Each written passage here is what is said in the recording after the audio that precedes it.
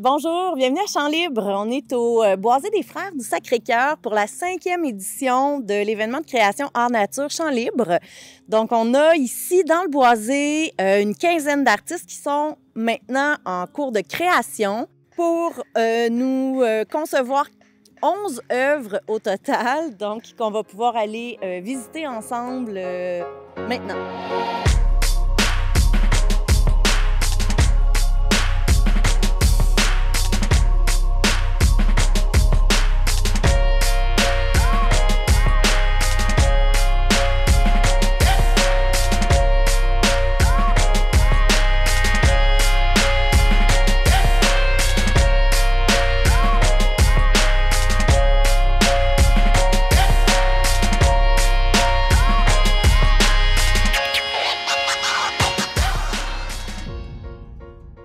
Cette année, le thème qui rassemble toutes les œuvres, c'était le thème « Comme un écho ».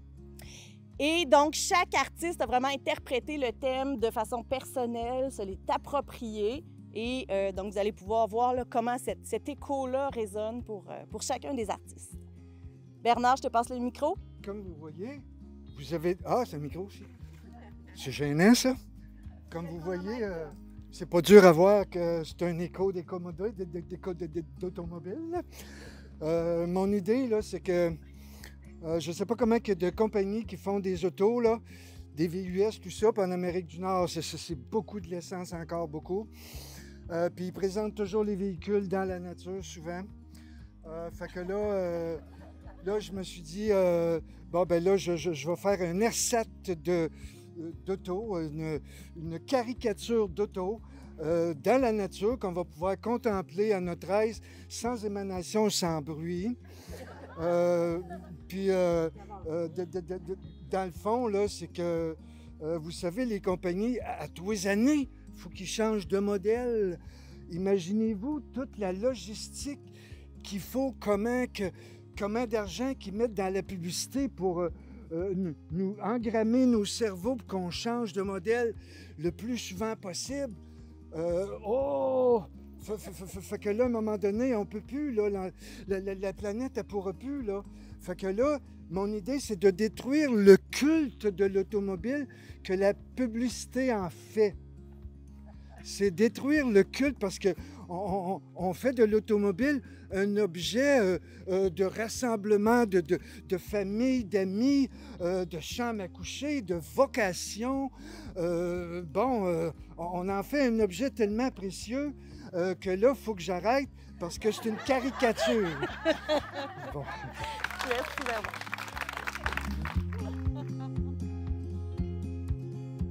Comme un écho. Alors, j'ai voulu faire écho à mon jardin, faire écho à ma peinture. Est-ce qu'il marche? Non, le micro, il sort juste dans la caméra. Il faut que ta voix porte. OK. Ah, OK. OK. OK. Bon, je viens de perdre 10 secondes. Écho aussi à la matière première que la Terre nous fournit, que l'homme exploite et souvent surexploite. Alors, j'ai décidé de faire un jardin sec en m'inspirant de mon jardin. J'ai mis beaucoup de noir avec un peu de couleur. Noir pour exercice de la nuit. Et je trouve que ça reflète la situation mondiale dans laquelle on vit. Je m'étais promis depuis jamais parler d'environnement, j'en parle encore. Puis le noir, si on veut, ça pourrait être la préfiguration de la lumière. La nuit, tous les chats sont gris, mais quand on se lève à l'aube, la lumière apparaît. Alors, j'ai un peu d'espoir pour mon petit-fils de 7 ans qui ne s'en rend pas compte actuellement, mais qui un jour, il va se rendre compte qu'il vit dans la noirceur. J'espère qu'il va pouvoir trouver l'aube un jour, comme toute la population mondiale. Merci. Alors, on a Marie-Ève Simard ici qui travaille les spectrogrammes d'oiseaux. Exactement. Donc, moi, j'ai une passion pour les oiseaux. Et puis, récemment, j'ai découvert que les oiseaux, on pouvait regarder le chant qu'ils faisaient, donc sur un spectre. Donc, j'ai voulu représenter le spectrogramme du chant du bruyant chanteur, d'où Mélodias... voyons, je le dis depuis... Mélus Pisa... Mélodia. Je me souviens plus de mon titre, donc voilà, qui signifie bruyant chanteur en latin, simplement. Donc, c'est le spectrogramme, c'est une représentation du spectrogramme du bruyant chanteur. Donc, voilà. Puis juste, en tout cas, j'étais venue faire du repérage, puis le bruyant chanteur, c'est un oiseau très familier. C'est le premier que j'avais entendu quand j'étais venue sur le site que j'allais occuper. Donc, je me suis dit que c'était lui que j'allais choisir pour représenter.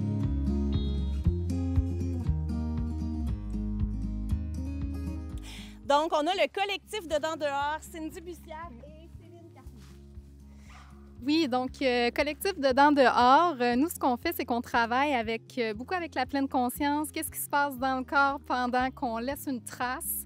Normalement, c'est des traces visuelles avec la danse, mais sur des grands papiers.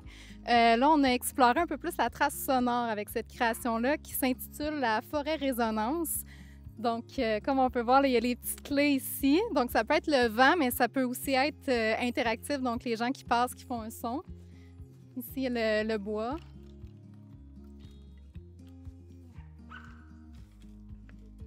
Ouais, en pesant. Puis les petits coquillages. Puis toutes les... Tu sais, ici aussi. Fait que ça peut faire comme un orchestre, finalement, tu sais, interactif. Fait que c'est vraiment participatif. Et très... l'accent est vraiment sur le son, parce que si on la regarde, c'est très... tu sais, ça se confond avec la nature, c'est subtil. Fait qu'on veut, c'est ça, amener la pleine conscience, la présence dans participatif avec la création. Donc, voilà. Donc ici, on a une œuvre qui s'intitule « L'écho de la paix », en réponse à l'écho des guerres dans lequel on est depuis quelques millénaires, en fait. Francine? Francine Péloquin. J'aime beaucoup la mythologie, moi. J'aime beaucoup les vieilles histoires et la paix, c'est quelque chose qu'on souhaite depuis toujours. C'est comme un vœu pieux. C'est comme quelque chose qui arrivera probablement jamais, mais qu'on aimerait donc ça, vivre dans la paix. Mais c'est pas facile à faire, ça, parce que la première paix, c'est la paix de soi-même. Et comme c'est un vieux souhait, je voulais faire une vieille statue. Tu sais, comme dans les vieux châteaux en Europe, on se promène, ou les statues qu'on faisait au 18e siècle, là, en ciment, qui se désagrègent toutes avec l'environnement, les puits acides, puis tout ça. Alors, c'est un vieux souvenir, c'est un vieux désir. Tu sais, puis il va durer, ce désir-là, le temps que va durer cet écho.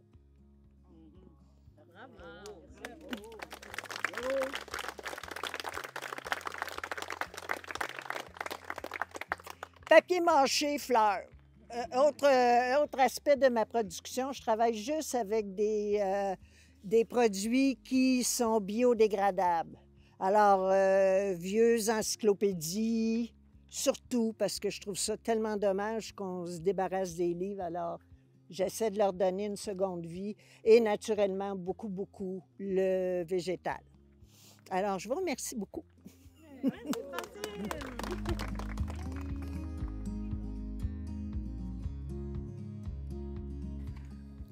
Alors, bienvenue dans un autre monde, celui de Geoffrey Corbeau et Myriam Lafay.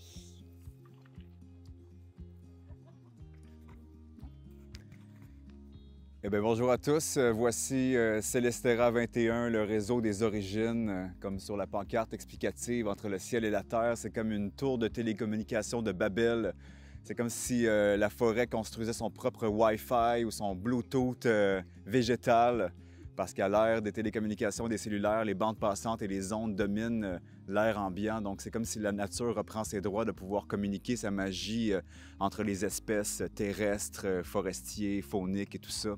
Donc, voilà pourquoi Célestera existe et immerge de la Terre. Ben oui, dans notre démarche, nous, on essaie d'harmoniser la nature et la culture pour créer un espèce de nouvel équilibre dans lequel l'être humain et ses activités seraient bien intégrés aux activités de la nature.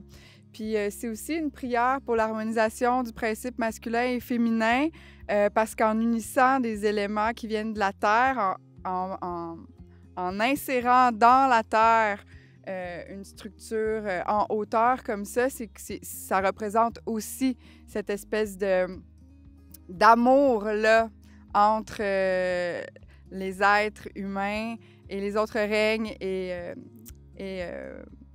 le principe cosmotellurique en lui-même de tout ce qui est relié avec les racines à la Terre jusqu'au cosmos. Voilà.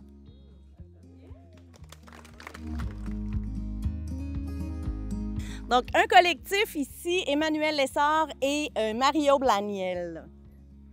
Allô, du duo Salix Argila. Nous, le thème éco, ça nous a rappelé les ondes, quand on lance une roche dans l'eau, toutes les lignes que ça fait. Fait qu'on a parlé, on s'est dit, on va faire le principe de la spirale, un peu des ondes comme ça.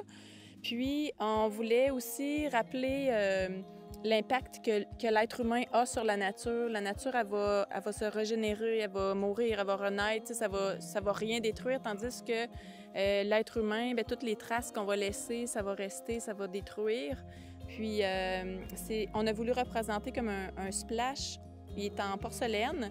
Donc, lui, ça représente l'être humain qui est là longtemps, un peu comme les autos que Bernard parlait tantôt. On t'aime, Bernard. C'est ça. Puis tout le reste qui est en végétation, Marie-Aube qui a tressé, qui a fait un beau tressage là, pendant tout le temps qu'on a été ici. Tout ça va revenir à la nature. Donc, t'avais-tu quelque chose à rajouter là-dessus? Donc, c'est ça l'éco. C'est l'éco de l'homme sur l'environnement, finalement. Merci.